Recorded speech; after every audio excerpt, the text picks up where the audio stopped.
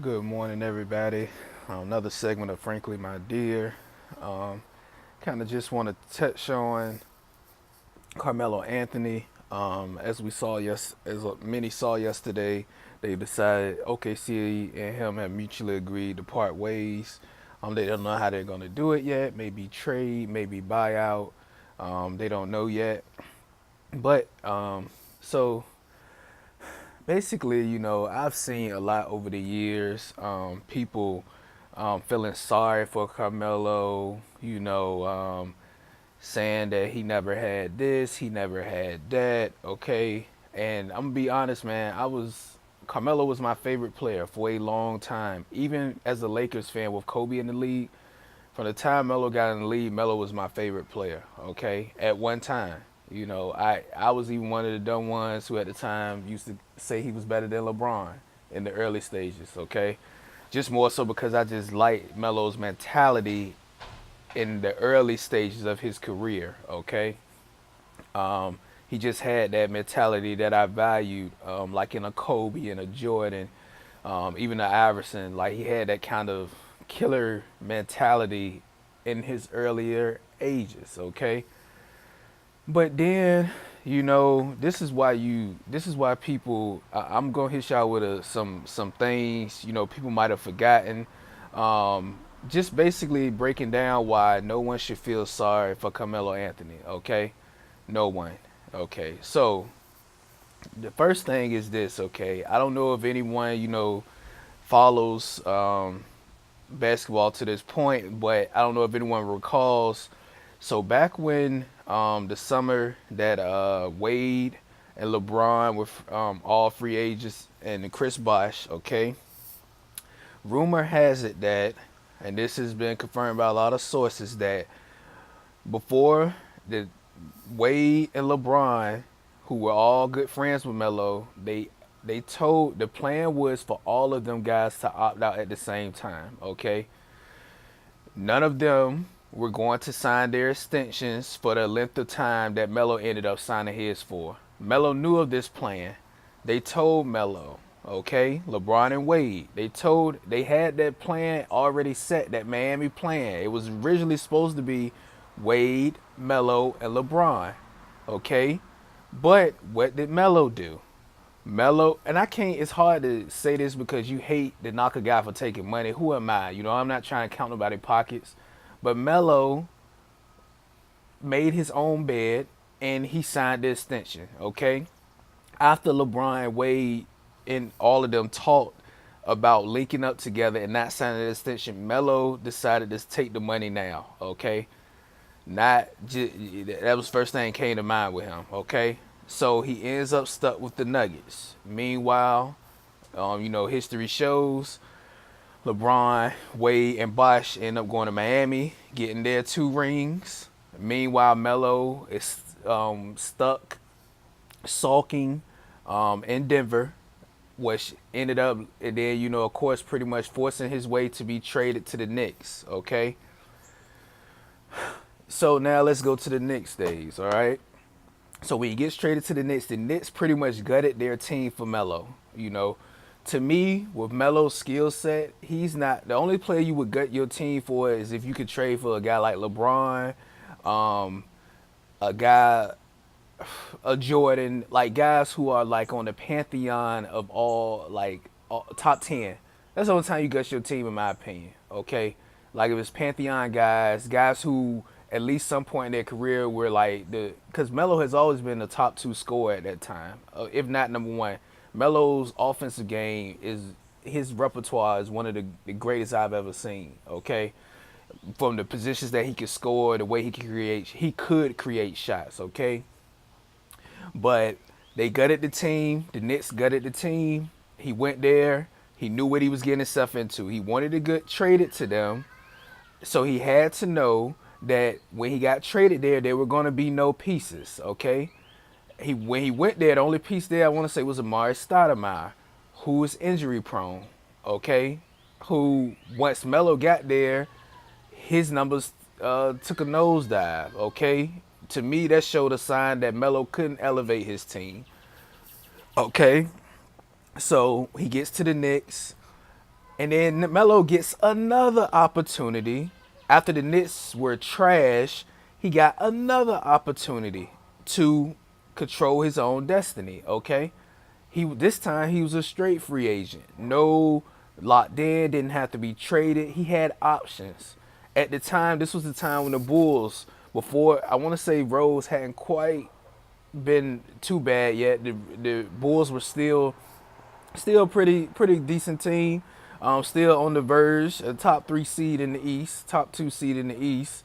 That was an option for Melo. He had some other options out there, okay? And what did Melo do? Again, like I said, I'm not gonna knock nobody for taking the money. He decided to re-up with the Knicks for the most money. I'm sorry, but if you make that decision, you cannot then turn around and say they can't build a team around you where you're eating up all of the cap space, and then your style of basketball does not complement other guys well, Melo. Okay? I don't know what part he didn't understand. And people started having pity on him like he didn't make these decisions. He made the decision to re-up with the Knicks for the most money, knowing that they would not be able to bring in any complementary pieces, knowing that the franchise was poorly run. They had proved to him that they could not put a winning team around him, and he still re-signed for the money. I'm not knocking him taking his money, but what I am saying is at that moment he decided that his earnings were more important than winning. And people should have accepted it as that, not pity Melo. I don't pity Melo for making that decision. He had a choice to make. Meanwhile, his contemporaries who are smarter than him and kept advising him. I mean, of course, you can't listen to nobody else tell you how to manage their money, but I don't think LeBron or Wade took a lot of discounts. LeBron isn't hurting right now. Durant isn't hurting right now because these guys started realizing the game, man, in which you can take these shorter contracts to pretty much always keep pressure on the teams to make additions. Melo did not do that. He re-upped for the money, locking that team up for the next couple years. And then he wanted pity and threw a pity party, and to the point where that led to him being traded to OKC. And OKC, I don't know what the hell happened to Melo. He just became a 3-point shooter. Okay, those offensive skills, the millions of moves that Melo once had, he just threw them away, and just became a guy who just comes up and pull. Even though Melo had started hawking, he's always kind of had that hawk gene in him, but now age is showing. Those shots aren't falling automatically. He's not getting to the free throw line nearly as much as he used to. He plays zero defense. He's just a liability at this point if he's not willing to accept what he currently is, which it seems like he was not willing to accept his role with the Thunder. Okay? He said something about he didn't want to call the bench. Dwayne Wade has 4, I want to say, Wade got 3 NBA championships, okay? Dwayne Wade didn't mind coming off the bench. Okay, for the Cavs, he's even came off the bench for the Heat while he's pretty much the only star name that was on the team. Okay, this is the difference between guys like Melo and champions. Okay, this is why he hasn't won. It's not because teams haven't built around him. It's not because he wasted away in New York. He chose to waste away in New York.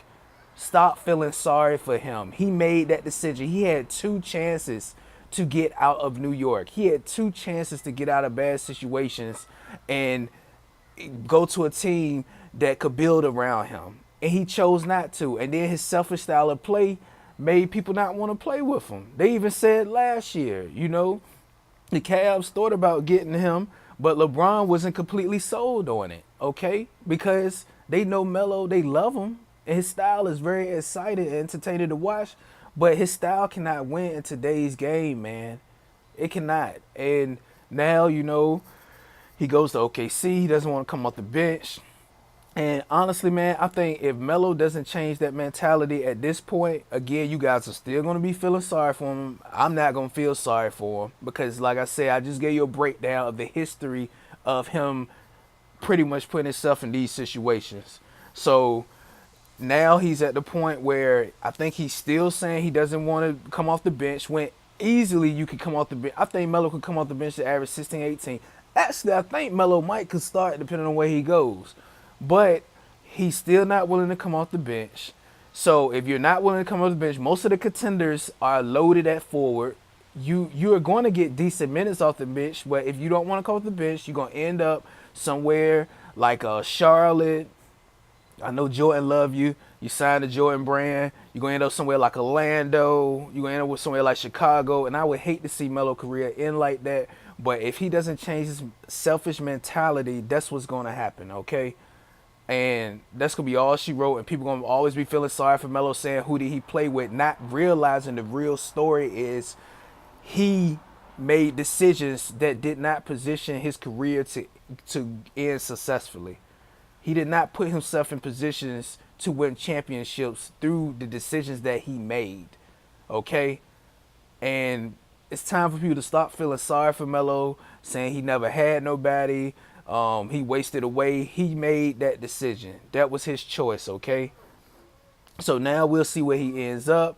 I don't think any could. I feel like out of the teams that they're saying, the Rockets, the Lakers, and the Heat, I feel like he would go to the Heat because I feel like that's the one team where he would get the most minutes, where he would fit the best. They're not really, like the Rockets are on the verge. They trying to push for a title. He doesn't play any defense at all at this point in his career. And let me just add one more thing, man. Melo is the first player I've ever seen go away from the post that were dominant post players, dominant poster in the post, and they go away from it as he gets older. Every other player you've ever seen in history that was a great scorer, they start to dominate in the post. Melo is the only player I've seen that will not post, that was a dominant force in the post. And when I mean by post, I'm not talking about back down, hook shots. Melo was a dominant back to the basket. Well, not back to the basket, dominant post up player. He could everything he created most of the time was from either that first step, which is one of the quickest ever seen in the NBA, or it was from that post position. Melo was unstoppable because of his build. But for some reason, he's just got further and further away from the basket. Okay, and I know they normally say when guys start getting further and further away from the basket, a la Kobe, they start. That's usually mean they at the tail end of their career. I don't think Melo is at the end of his career. I think it depends on where it's led, depends on his mindset. If he goes somewhere like the Rockets, and they lost Ariza, he's gonna have to play defense, which he cannot do. If he comes to the Lakers, there's a log jam at forward. I don't know how they would squeeze his minutes in there unless they plan on shipping someone out. Who, in my opinion, if you're looking at just last season, both of the forwards for the Lakers, Ingram and Kuzma, played better than Melo. In my opinion, if you look at last season, look at Melo's shooting percentages, look at the shots he would take, taking low percentage shots. Both of those guys played better than him, so he wouldn't play over either one of them. So I think he's going to end up on the Heat. That would be a perfect situation for him. It seemed like he into that lifestyle. Also, it's a team that, pretty much it's a Melo type team. Okay, a team that's not really going to be competing for a championship, but he can have a big role on that team. They be like the 4 or 5 seed, eventually end up getting eliminated, and at least maybe he can get some more playoff appearances as he, goes into the twilight. But if he wants to be a champion, he's going to have to change his mindset. He's going to have to make those sacrifices. Money shouldn't be an issue at this point with a buyout because he's still getting paid big bucks. So whoever he signs with, that shouldn't be an issue, the money. And we'll see how Melo ends up, man. But I just made this video say, man, stop feeling sorry for Carmelo Anthony, man. Do your research, man. This guy put himself in these positions himself, okay? But anyways, man, y'all have a productive weekend, productive day. That's just my little 2 cents on Melo, man. His legacy, man, a legacy of underachieving, a legacy of being greedy, and a legacy of doing this to himself. Anyways, man, y'all hit the subscribe button, hit the like button, comment. Let me know what you all think. 1.